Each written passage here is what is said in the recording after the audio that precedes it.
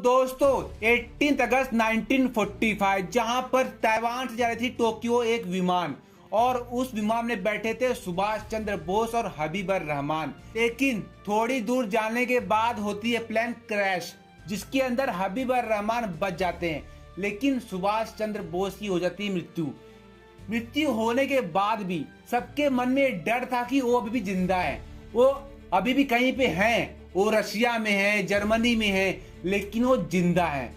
जहां पर ब्रिटिश राज उनसे इतनी कांपती थी कुछ पूछो मत। तो आज हम लोग पूरा हिस्ट्री जानने वाले हैं सुभाष चंद्र बोस।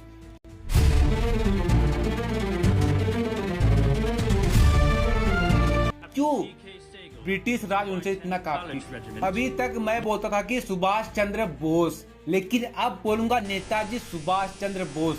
नेताजी ये नाम रखा था एडोल्फ हिटलर ने, जो इंग्लिश में होता है मतलब फ्यूरर, पर हिंदी में होता है नेताजी। ये समय था 23 जनवरी 1897 जहां पर ओडिशा का एक था छोटा सा शहर जिसका नाम था कुटैक, और कुटैक में एक रहती थी फैमिली जहां पर जानकी नाथ बोस और प्रभावती बोस। वहां पर जन्म होता है सुभाष चंद्र बोस की। जब नेताजी सुभाष चंद्र बोस अपने कॉलेज लाइफ में थे तब वो स्वामी विवेकानंद जी से हुए थे प्रभावित। उसी कारण उनका एक अलग ही सोच थी, जहां पर Netaji Subhas Chandra Bose ICS Indian civil service भी कर लिया था क्लियर, लेकिन 1921 में उन्होंने वो छोड़ दिया, जहां पर उन्होंने फ्रीडम मूवमेंट को अपनाया। जहां पे 1930 को नेताजी सुभाष चंद्र बोस बनते हैं कलकत्ता के मेयर बनने के बाद नेताजी सुभाष चंद्र बोस की सोच अलग थी और पंडित जवाहरलाल नेहरू की सोच अलग थी। जहां पर पंडित जवाहरलाल नेहरू और गांधी जी की सोच थी अहिंसा, वहीं पर नेताजी सुभाष चंद्र बोस की सोच थी हिंसा, आर्म्ड स्ट्रगल। उसके लिए वहां पर होता है भगदड़, जहां पर INC छोड़ देते हैं 1938 में। उसके बाद नेताजी सुभाष चंद्र बोस स्टार्ट करते हैं new party, all India forward block. ये पार्टी स्टार्ट करते हैं 1939 में। उसके बाद जुलाई 1940 में जहां पर नेताजी सुभाष चंद्र बोस करते हैं कलकत्ता में मार्च, उसकी वजह से ब्रिटिश सरकार उनको कर लेती है अरेस्ट होने के बाद नेताजी सुभाष चंद्र बोस होते हैं जेल में, जहां पर उनका हेल्थ थोड़ा सा होता है प्रॉब्लम। उसके बाद नेताजी सुभाष चंद्र बोस को शिफ्ट कर देते हैं उनके हाउस में, जहां पर हाउस अरेस्ट। वहां पर एक दो गार्ड तो रहते ही हैं जहां पर उनका देखभाल और उनके ऊपर लगाएंगे अपना नजर। लेकिन नेताजी सुभाष चंद्र बोस का प्लान ही कुछ और था, जहां पर उस वक्त स्टार्ट था वर्ल्ड वॉर सेकेंड, और वो चाहते थे कि इंडिया की फ्रीडम के लिए, भारत के फ्रीडम के लिए वर्ल्ड वॉर सेकेंड का यूज किया जाए। जहां पर नेताजी सुभाष चंद्र बोस को जाना था जर्मनी, जहां पे उस समय थे फ्यूरर एडोल्फ हिटलर।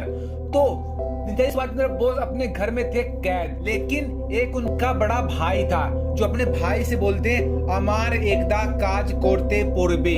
इसका हिंदी में होता मतलब कि क्या आप मेरा एक काम करोगी। यहाँ पर शिशिर बोस अपने बुक द ग्रेट एस्केप में लिखते हैं कि हमने मध्य कलकत्ता के वैचल मीला डिपार्टमेंट स्टोर में जाकर सुभाष चंद्र बोस का भेष बदलने के लिए कुछ ढीली सलवारें और एक फौज टोपी खरीदी। अगले मैं फ्लैट हैट लगाकर एक प्रिंटिंग प्रेस गया और वहां मैंने सुभाष चंद्र बोस के लिए विजिटिंग कार्ड छपवाने का ऑर्डर दिया, जहां पर उनका नया नाम था Mohammed Ziauddin BA LLB travelling inspector the Empire of India Assurance Company Limited, स्थायी पता सिविल लाइंस जबलपुर। जहां पर ये उनका था नया विजिटिंग कार्ड।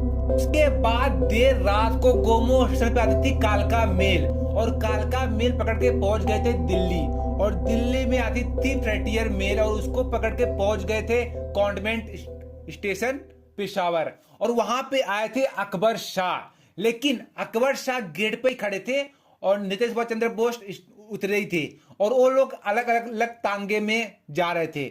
और वहां पर अकबर शाह ने तांगे वालों को बोला कि आप इन जनाब को विद्यामिया होटल में ले जाए, लेकिन उसके बाद तांगे वाले ने बोला कि आप इस जनाब को विद्यामिया होटल में क्यों ले जा रहे हैं, आप ले जाइए ताजमहल में।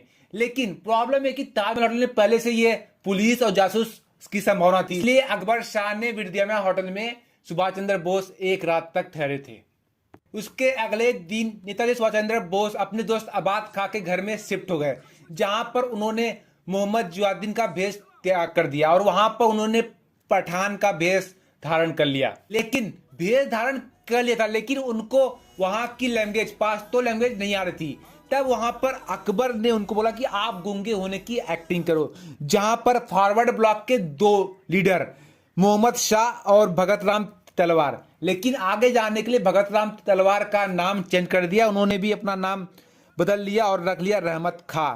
उसके बाद सुभाष चंद्र बोस उर्फ पठान, जहां पर रहमत खां और मोहम्मद शाह आगे बढ़ गए, जहां पर उन्होंने सीमा के बाउंड्री जो थे सेना, उनको बोला कि हम इन्हें अड्डा, जियाउद्दीन का अड्डा शरीफ के मजार ले जा रहे हैं, इनको बोलने और सुनने का दुआ मांगने के लिए। उसके बाद 26 जनवरी 1941 की सुबह मोहम्मद जियाउद्दीन और रहमत खां एक कार में रवाना हुए। दोपहर तक उन्होंने ब्रिटिश साम्राज्य का सीमा पार कर लिया और वहां उन्हें कार छोड़कर पश्चिमी सीमित उबड़ खाबड़ काबेली इलाके में पैदल बढ़ना शुरू किया और 28 जनवरी को आधी रात को अफगानिस्तान के एक छोटे से गांव में पहुंच गए, जहां पर अकबर शाह अपने बुक में लिखते हैं कि वो चाय से भरे हुए ट्रक से लिफ्ट मांगते हैं। और उसके बाद 28 जनवरी को जलालाबाद पहुंच गए। लेकिन कलकत्ता में किसी को पता नहीं था कि सुभाष चंद्र बोस फरार हो चुके हैं। जहां पर हर रोज की तरह खाना जाता था, लेकिन वहां भतीजे भतीजी खाना खा लेती थी और किसी को सख्त नहीं होता था। लेकिन 27 जनवरी को था अदालत, जहां पर यह सुनाई था कि सुभाष चंद्र बोस को हाउस अरेस्ट पे रखे या ना रखे। लेकिन सुभाष चंद्र बोस अदालत में गए नहीं, बिकॉज वो तो भारत से फरार हो चुके थे।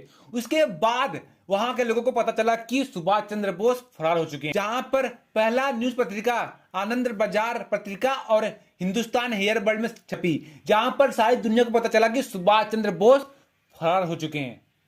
इसके बाद भाई लोग बहुत ही घटनाएं हुई थी, लेकिन भाई लोग ये जानेंगे हम लोग चैप्टर 2 में, जहां पर आएगा नेक्स्ट वीडियो। लेकिन तब तक भाई लोग वेट करो, भाई लोग लाइक कर दो, शेयर सब्सक्राइब कमेंट गाइस, और कमेंट करो नेताजी सुभाष।